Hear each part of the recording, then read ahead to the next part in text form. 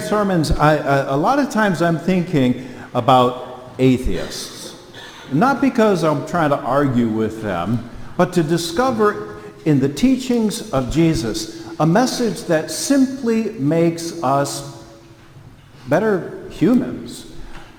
A message that helps us to become less angry with each other, less combat, less hunger, less violence, less revenge, and more kindness, more forgiveness, more peace, and more sharing. Because I have found that following Jesus simply makes us better humans, whether you believe in God or not.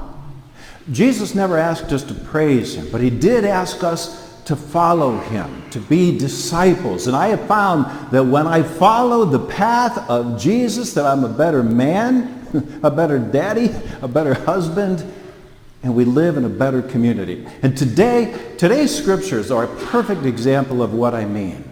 Jesus gives us a 4-step plan for conflict resolution. Now, I know that almost sounds like some trendy self-help book, but his words are as old as the church, and they're as practical and as relevant for us today as they were 2,000 years ago, even for those who don't believe in God. These words of Jesus are words that we can live by. So the words that we heard today come from Matthew chapter 18. If we look at verse 15, this is step 1. If another member of the church sins against you, Jesus said, go and point out the fault when the two of you are alone. So first of all, I think Jesus shows us tremendous insight into human nature when he says, if they sin against you. Because if he said, if you sin against them, people are like, well, I didn't do anything wrong. They're the ones that did everything wrong, and Jesus is like, well, fine, whatever. Let's just assume that they're the ones who are doing everything wrong. You're fine. Here's what you do. Talk to them. This simple, critical, important step, I think, who knows, 95% of our conflicts would be resolved if we could just talk it out. Sit down, have an honest discussion. But usually we want to jump right over that first step, don't we? We start talking with everybody else. We'll start gossiping, or we'll just be passive aggressive and say, well, I'm not talking to you. And they're like, I wonder why they're not talking to me. I have no idea. So that's not helping anything. We'll pout and we'll stew, and we get swept up in this emotional tornado like a feedback loop. You know how that works? The feedback loop works like this. We get aggravated by some event, and that triggers some physiological reaction within us. Adrenaline starts going, our hands start shaking, and then a reaction. Our mind creates angry thoughts about what happened, and our angry thoughts just get angrier and angrier, which gets the adrenaline pumping some more, which creates this physiological response, which leads back to our thoughts, and do you see how this works? We get into this feedback loop. Actually, this just happened to me last Monday when I was just feeling kind of irritated, and Eric was there. He was like, man, I wonder why John is so irritated. But that's what was going on. We get into this feedback loop, Jesus gets it. He gives us this one this first step. Talk about the problem, one-on-one. This is not the time to escalate the problem and go sit down and talk to the person and say, you're so stupid, and you're so irritating, and you're so selfish. If we start like that, what's going to happen. It's just going to escalate the feedback loop and extend it over to the other person as well and make people more defensive and more angry. That doesn't help. It would surely be more helpful if we talk about how we're feeling. Take the risk of placing your wounded heart in their hands. And then they're much less likely to get defensive and much more likely to try to make things better. I think that the major obstacle that stops us from taking this first step that Jesus recommends when there's a conflict in Matthew chapter 18, verse 15, is the belief that it won't work. It couldn't possibly be that simple, we're thinking. I'd like to tell you a story about someone who thought it couldn't possibly be that simple. And I think some of you might have heard this story before, but I'd like to retell it because there are a lot of folks here that haven't heard it before. When I was in El Salvador, I was working with a member of the MS-13 gang by the name of Ludwig. Now, yeah, and that was his real name, sorry. It's not Luis or something, it was Ludwig. But anyway, so we used to sit on the town square and we would play chess. I taught him how to play chess, and he eventually was able to beat me, which actually didn't take that long. Anyway, but so I loaned him my chess set, and he wanted to play with other friends and teach them how to play because he thought it was a cool game. And but then there was this guy by the name of the Gorilla. That's what everybody called him. His real name was Rene, but they called him the Gorilla because he looked like a gorilla, and he had a reputation which was justified for having killed people. Anyway, he tried to take tried to take my chess set from Ludwig, and Ludwig wouldn't give it to him. But he tried to take it anyway, so Ludwig punched him, knocked a tooth loose, and he fell to the ground. So now the gorilla says he's going to kill Ludwig. And that's something that we saw a lot of around there in El Salvador.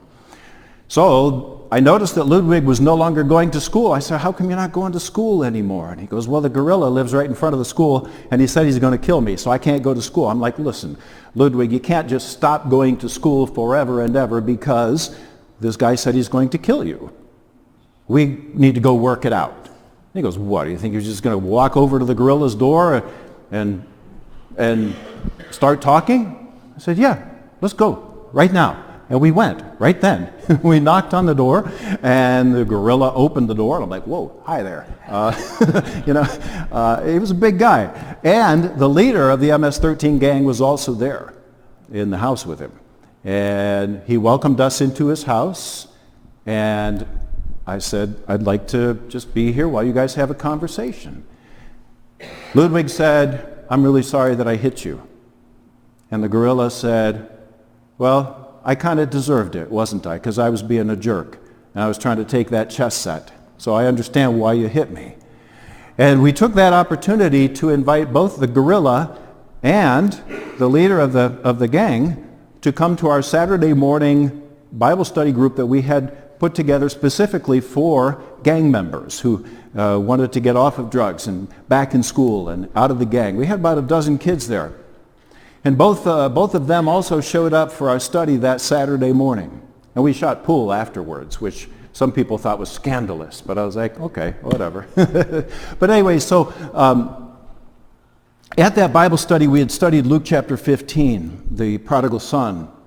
And the gorilla said, I feel like that son who is finally coming home to his father's embrace. I feel like I'm being welcomed back into the church community. And that was something that changed him. And it was about a month later that Rene, the gorilla, was killed.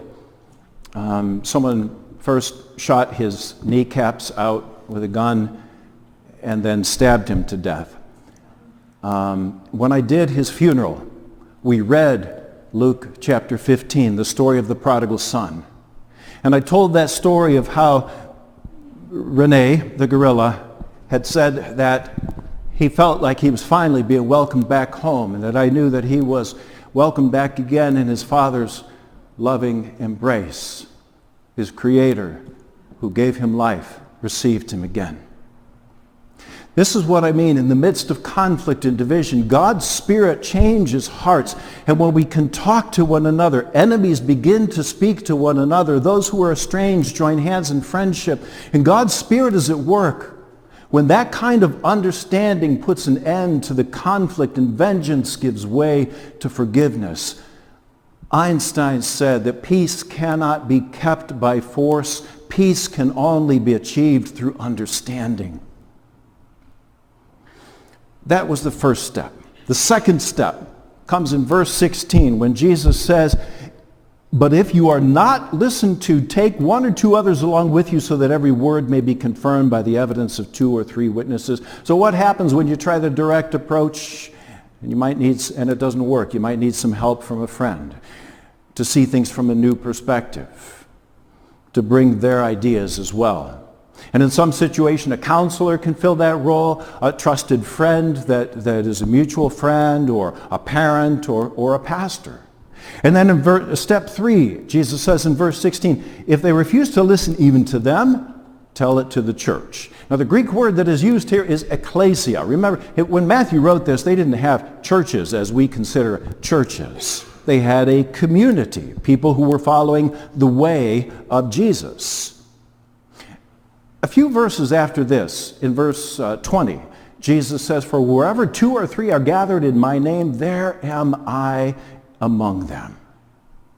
So when we gather as a community, because we definitely have more than 2 or 3 here now, we believe that Jesus himself is with us. How could the presence of Jesus change the conversation that we have with this person that you had experienced a conflict with?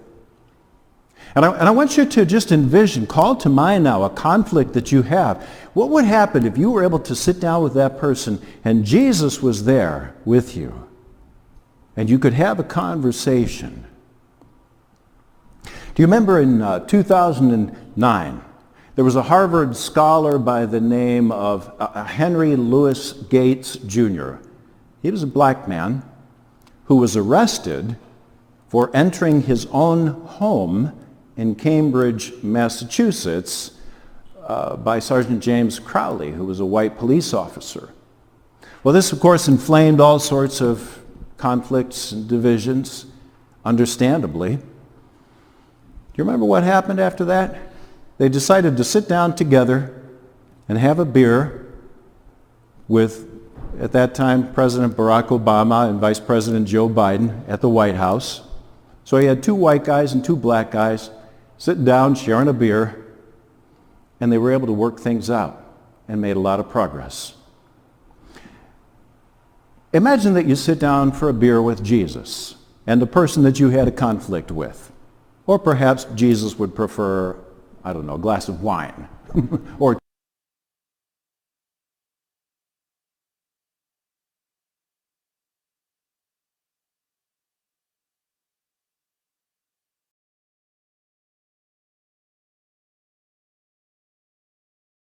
how could Jesus' presence change that conversation?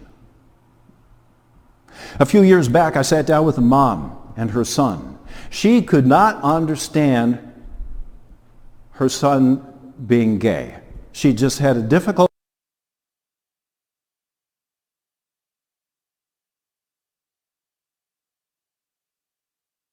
time accepting that. Her religion had always led her to believe that it was her responsibility as a good Christian to reject him. And we were able to have a good heart-to-heart conversation in which they came to a better place of understanding with each other. And the relationship was healed, and she was able to show her son that unconditional love that she had wanted to show him, that he had wanted to receive. She was able to show as a mom how Jesus can bring people back together again when they sit down to have a conversation like that. When she was dying, she asked me to do her funeral. She had found her way out of a tangled up religion that made her feel like she had to reject her own son, and she had found a way to follow Jesus and learn new pathways of love that made her a better person. I've seen these principles, these biblical principles, change lives, and I embrace them enthusiastically, and I hope that we all do. These are real situations that have changed real people's lives. And then there's step 4. In verse 18, Jesus says, and if the offender refuses to listen even to the church, imagine that, someone who's not listening to what's said in church. If they refuse to listen even to the church, let such a one be to you as a Gentile or a tax collector. And I think at first we might hear that and say, oh, well, that means we got to just ignore them, shun them. But how did Jesus treat Gentiles and tax collectors?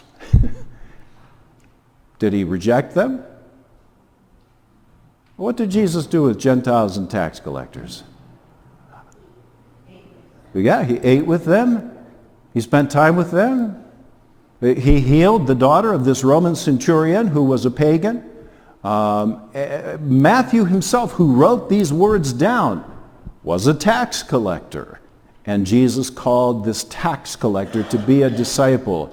Think about Matthew chapter 9, verse 11. When the Pharisees saw this, they asked, why does your teacher eat with sinners and tax collectors? Or in Matthew chapter 8, verse 5, Jesus answered the prayer of a Roman centurion. Again, that guy was a pagan. So if we look at how did Jesus treat sinners and tax collectors, he treated them well. Consistently, Jesus treated them with love, healing, reconciliation, reaching out. There are some wounds that only forgiveness and love can heal. So those first 3 steps of conflict resolution, to try to talk it out, can only take us so far. Forgiveness and love take us the rest of the way. This is where there's this wonderful healing power of the love of Jesus and his power to forgive that make Christianity a very different way of living. It requires that agape love. The Greek word is agape, that complete, self-giving, God-like love. Look, there will be times, and this should come as no surprise to us, that we disagree with those around us. And there may even be times when we need to separate ourselves from a relationship that is dragging us down into negativity. There are going to be legitimate differences that sometimes people in the same church have strong differences of opinion. But I see nothing in Scripture that ever gives us the power to simply veto this singular and greatest commandment of Jesus. In John chapter 15, verse 17, this is my commandment. Love one another. Love one another. 2 brothers lived on adjoining farms, and they fell into a conflict. And it began with a misunderstanding, and it finally exploded into bitter words and was followed by silence. A man showed up at the door of one of those brothers and knocked on the door and he said, hey, I was looking for work. Do you have any work for me? And he goes, yeah, I got a job for you. You see that creek over there? Yeah, he said. Well, it used to be a meadow, but my brother took a bulldozer and he dug a river right through that meadow between our 2 properties. So here's what I want you to do. I want you to take this pile of lumber over here and build a wall so that I don't have to see his property or that creek or his farm or his face ever again. The carpenter said, show me the nails. Show me the wood. I'll do a good job. The brother left town, and after sunset he returned. His eyes were opened wide and his jaw dropped. There was no fence there at all. Instead, the carpenter had built a bridge that stretched from one side of the river to the other side with handrails and everything. And then he saw that his younger brother was coming toward them with his hands outstretched, and he says, wow, you're quite the guy. After all that I've said and done, and you build a bridge. And so the 2 embraced. They turned to see the carpenter leaving. He said, wait, just stay a few more days. We've got more projects for you. But he said, I'd love to, but I've got more bridges to build. When you and I come to the end of our days, it's not really going to matter what car we drove, but how many people we helped to get to where they needed to go.